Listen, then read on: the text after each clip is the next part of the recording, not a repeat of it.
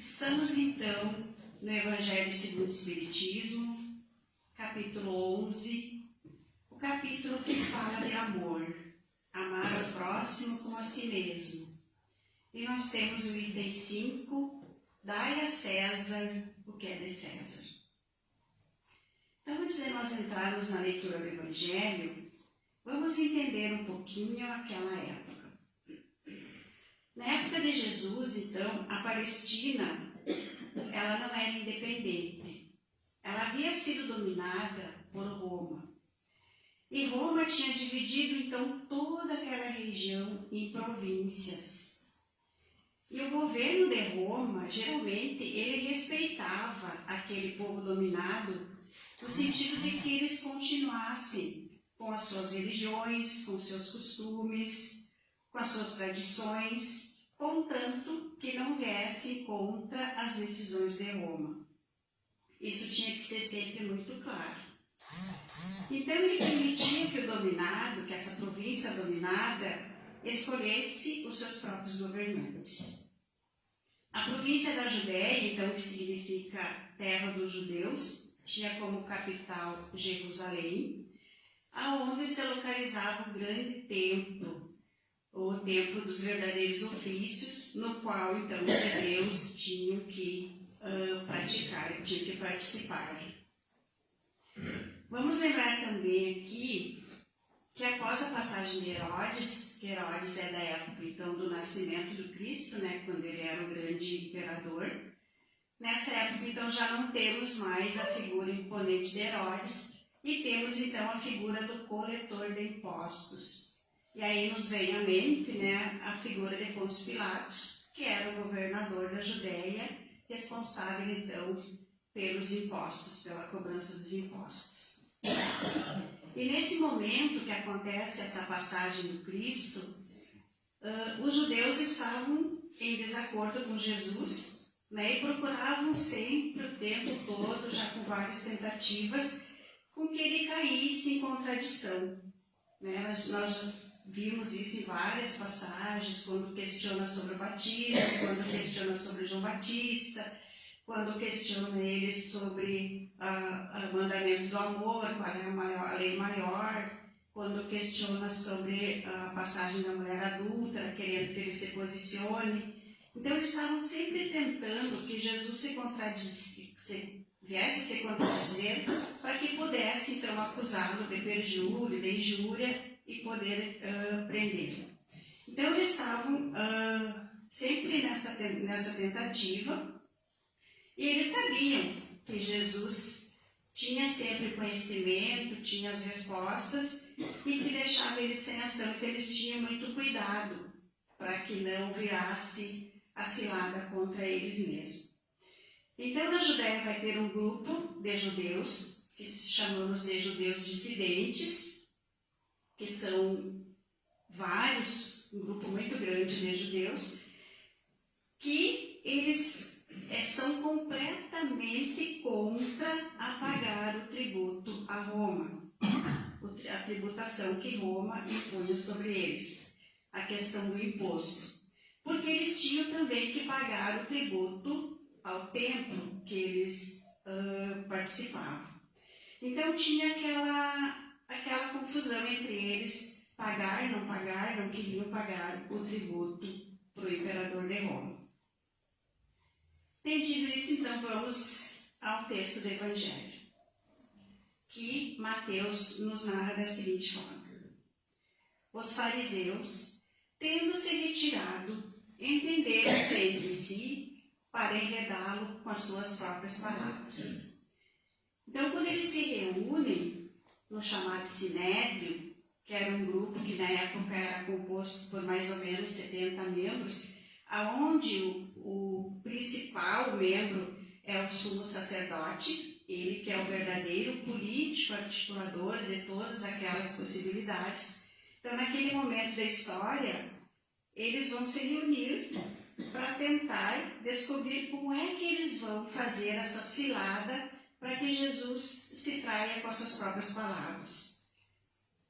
Mandaram então os seus discípulos em companhia dos herodianos.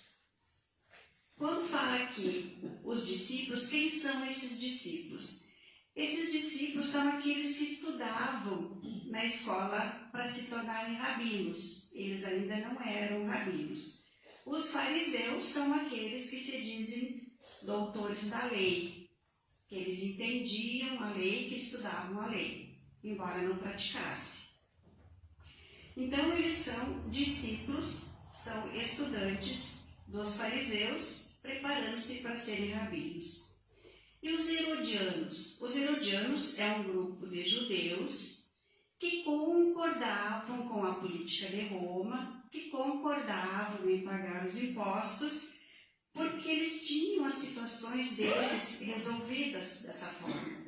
Então, era confortável para eles. Não mexiam com Roma e Roma atendia todas as suas dificuldades. Eles precisavam, então, dos cargos políticos, então tinha essa negociação entre eles. Eles eram chamados herodianos porque veio da era, então, lá da época de Herodes. Os judeus não gostavam dos herodianos e vice-versa. Mas aqui eles tinham esse objetivo em comum de armar essa cilada para Jesus, de fazer com que ele fosse preso. Então, eles conseguem negociar aí, se unirem com esse propósito. Então, esses discípulos chegam para Jesus e dizem para ele: Mestre, sabemos que é veraz e que ensinas o caminho de Deus pela verdade, sem levar em conta a quem quer que seja, porque nos homens não considera as pessoas. Então eles chegam para Jesus com essa bajulação, chamando de mestre, achando que Jesus se deixaria influenciar então, pela vaidade, pelo ego, né? Coisa que é inerente ao ser humano, né? A gente vê muito isso com as crianças, né? Quando chega mãezinha, paizinho, então a gente diz, o que quer, né? Então isso é uma coisa que até hoje, né, muitas vezes a gente se pega ou fazendo conosco, né? Mas Jesus não é um espírito que se deixa levar pela vaidade e pelo orgulho. E ele conhecia o sentimento de todos eles. Então eles dizem para Jesus: dize-nos, pois, qual a tua opinião sobre isso? É-nos permitido pagar ou deixar de pagar a César o tributo? Então eles colocam para Jesus essa pergunta, que ele diga sim ou não. Eles pensam que Jesus não vai ter outra alternativa, que a vida só tinha a possibilidade dele dizer sim ou dele dizer não. Então, se ele dissesse sim, é lícito pagar, ele ficaria contra todo aquele povo judeu que era oprimido por Roma, que se sentia obrigado a pagar o tributo. Se ele dissesse que não é lícito pagar, não precisa pagar, ele ficava contra toda aquela turma dos herodianos, que naquele momento representavam o poder de Roma, representavam o imperador, e que então seria motivo de levá-lo à prisão. E aí, Jesus, conhecendo a malícia, conhecendo a intenção deles, diz para eles: hipócritas, por que me tentais? Apresentai-me uma das moedas que se dão em pagamento ao tributo. E tendo-lhe eles apresentado um denário, perguntou Jesus: de quem são esta imagem e esta inscrição? De César, responderam eles. Então observou-lhes. Disse Jesus: dai, pois, a César o que é de César, e a Deus o que é de Deus. Então, quando Jesus diz para eles: hipócritas, por que me tentais? É uma expressão forte. E a gente pensa assim, mas Jesus não era manso de coração? Sim, ele era. Mas ele quis evidenciar nesse momento que ele sabia do sentimento deles. Ele quis mostrar que eles estavam sendo hipócritas. Até porque quando a gente sente, percebe que o outro está percebendo o nosso sentimento, é um momento que a gente para e tem a possibilidade de refletir. Quando ele fala de quem é essa imagem e essa inscrição, porque eles mostram a moeda, que é o denário na época, que num lado tinha a imagem de César e no outro a inscrição de Roma. Então, quando ele faz essa pergunta, ele pede a prova real daquilo que está acontecendo, a prova real do tributo. E quando eles mostram, e ele pergunta de quem é essa inscrição, de quem é essa imagem, eles mesmos respondem a questão. Eles mesmos dizem, é de César. Então ele diz, devolvei a César o que é de César, e dai a Deus o que é de Deus. Então, quando Jesus dá essa resposta, sabendo que aquela moeda não era de César, mas na simbologia, aquela moeda do tributo que eles tinham que pagar a César. Então, ouvindo-o falar dessa maneira, admiraram-se eles de sua resposta. E o deixando, se retiraram. Então, nesse momento que eles se retiram, é o momento que eles têm para refletir. É o momento que eles saem dali para pensar, mas o que é de Deus? E o que é de César? E quantas vezes nós também temos essa dúvida? Quantas vezes nós ficamos em dúvida? O que é de Deus? Qual a minha obrigação com Deus? Qual a minha obrigação com a matéria? O que atender primeiro?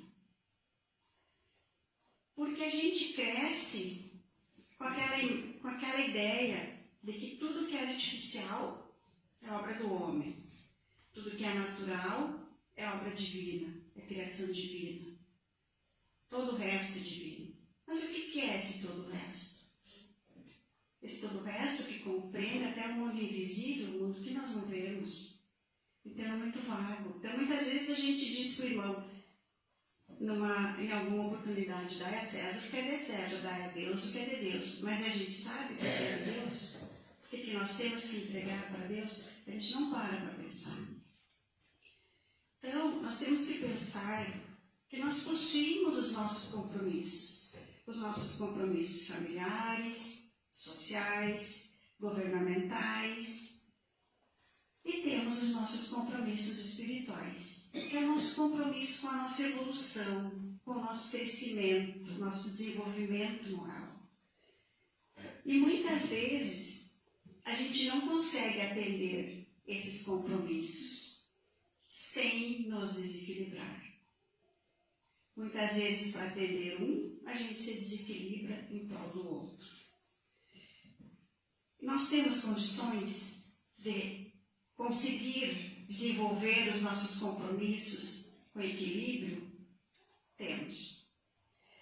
Nós temos condições de desenvolver os nossos compromissos com a família para desenvolver o sentimento do afeto, o sentimento do amor. Temos os compromissos governamentais pelas questões legais. Não nos cabe discutir se tem que pagar, se não tem que pagar, se está certo, se está errado. Já existe a legislação, então nós temos que cumprir. E muitas vezes a gente se revolta e quer discutir a lei, quando não é o momento de discutir a lei. O momento de discutir a lei é do legislador quando ele está fazendo a lei. Então nós temos que aprender a viver nesse grupo social. Então nós temos também os nossos compromissos sociais, porque nós precisamos de regras. Nós ainda precisamos das regras, porque nós não temos ainda dentro de nós a capacidade de praticar só o bem.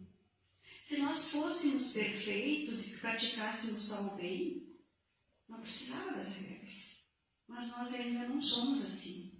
Então nós precisamos das regras. A matéria nos apresenta a todo momento convites. Convites para o materialismo. Ele é muito presente na nossa vida. Então, a sociedade nos convida a comportamentos egoístas, a comportamentos orgulhosos, comportamentos que a gente comete, se deixa levar e depois sofre. Porque toda vez que nós nos afastamos da lei maior, da lei do amor, nós sofremos. Sempre vamos sofrer, toda vez que nos afastarmos da lei de amor. A lei de amor é a lei maior. Então, quando Jesus diz, dai a César o que é de César, ele quer dizer, dai a matéria o que é da matéria. Então, nós temos que aprender a discernir o que é da matéria e o que é divino. O que é temporário, o que é passageiro e o que é eterno. Aquilo que vale a pena eu desprender a minha energia, aquilo que não vale. Pensando sempre na nossa vida futura. A nossa vida futura, depois que nós saímos daqui. O que nós vamos levar? Matéria ou aquilo que é divino? Então, quando Jesus fala do imposto, do próprio imposto, ele vem nos lembrar dos nossos deveres. Os deveres, as regras. As regras que nós temos que cumprir. E se nós pensarmos que nós temos dificuldade de cumprir as leis humanas, quantos passam por um sinal vermelho como se fosse tranquilo, como se aquilo não fosse uma regra, é uma regra através de um sinal. Quantos de nós não respeitamos muitas vezes o local de estacionar? Como se não existisse regra, o lugar de colocar o lixo. Se nós não conseguimos ou temos dificuldade em respeitar as leis humanas, será que nós respeitamos as leis divinas? Então, nós temos que pensar como nós estamos hoje entregando o que é da matéria, como nós estamos hoje entregando para Deus o que é de Deus. Essa passagem da César, o que é de César, está dentro do capítulo que fala de amor, da lei de amor. Então, muitas vezes nós estamos tão atribulados, tão preocupados com pequenas coisas, com as coisas da matéria, com aquilo que é material, que nós não enxergamos do nosso lado aquele irmão que precisa de um olhar, que precisa de um consolo, que precisa de um abraço, que precisa de uma palavra, que precisa de um auxílio. Isso é de Deus.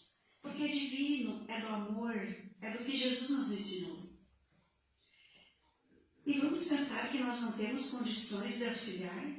Mas se eu conheço Jesus, eu sei indicar Jesus, eu sei indicar uma casa espírita para esse irmão, eu sei indicar um livro que ele possa ler, eu sei abraçar, eu sei escutar. Então, nós temos sim condições de auxiliar, sempre.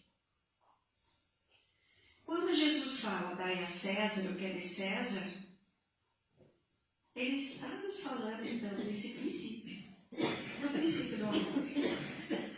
Não é por acaso que Kardec colocou essa passagem dentro desse capítulo, da lei do amor.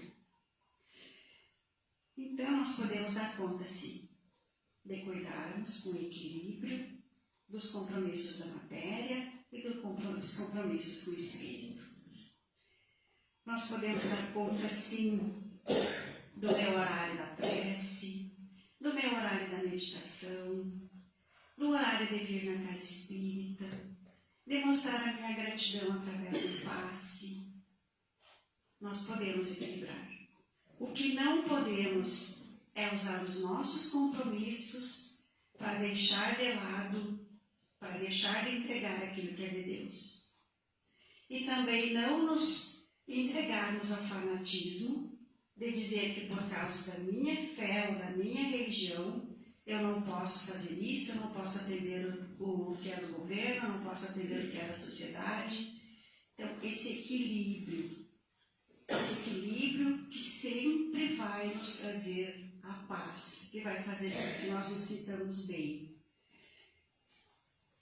Então, não vamos utilizar desculpas, Não vamos utilizar afazeres que nós podemos dar conta em detrimento de outro. Porque muitas vezes a gente não quer parar. A gente não quer parar para fazer uma prece, a gente não tem tempo de ir na casa espírita, a gente não tem tempo de ler um livro, de estudar o Evangelho. E aí vem a dor. Aí vem uma doença. E a doença nos faz parar. Aí nós achamos tempo. Nós não temos tempo de visitar um amigo, nós não temos tempo de fazer uma visita quando ele não está bem. Mas aí quando ele desencarna, nós largamos tudo e vamos de velório. Então pensemos. Então é quando a gente começa a desenvolver em nós esse senso de equilíbrio, esse senso que a gente busca aquilo que é mais alto, a gente busca os pensamentos com Cristo, a gente busca estar conectado, e isso nos faz tão bem, isso nos dá tanta paz. E a gente faz isso hoje, e daí amanhã a gente já não acha tempo. Então que nós saibamos, que nós pensemos nisso. Dedai a matéria, aquilo que é da matéria, e entregar para Deus aquilo que é de Deus. Pensando nessa história do que é material e do que é divino, a gente lembra daquela passagem que Jesus foi visitar Marta e Maria, e Marta, muito preocupada em arrumar a casa, em limpar a casa, e os afazeres domésticos, e Maria estava ali sentada conversando com Jesus, aprendendo. E Marta disse para Jesus: ô mestre, manda Maria me ajudar, ela está aí só de conversa. E Jesus disse: Marta, não vou tirar de Maria o que ela tem de melhor, porque há tempo para tudo. Há tempo para nós cuidarmos da matéria e há tempo para cuidarmos de nós. Então que nós saibamos sempre discernir aquilo que eu vou levar quando eu sair daqui, aquilo que vai agregar ao meu espírito, e que eu consiga entregar isso para Deus, que eu consiga cuidar de mim, que nós consigamos cuidar cada um de nós, porque nós somos esse corpo que estamos usando para morada, então somos de Deus. Que possamos cuidar de nós, que possamos olhar o outro como olharmos para o nosso irmão, sabendo das dificuldades que ele tem, que ele não está no mesmo patamar evolutivo que eu, que ele pode ter mais conhecimento, que ele pode ter menos conhecimento que eu. E vamos ajudar. E vamos entregar para a matéria aquilo que é da matéria. Vamos cumprir aquilo que nos é determinado. Não que não tenhamos que opinar, que não tenhamos que participar, mas quando existe uma lei, essa lei é para ser cumprida, tanto humana quanto divina. Que possamos nessa encarnação aprender a discernir o que é divino, o que é da matéria, e que Jesus nos abençoe sempre. Que assim seja.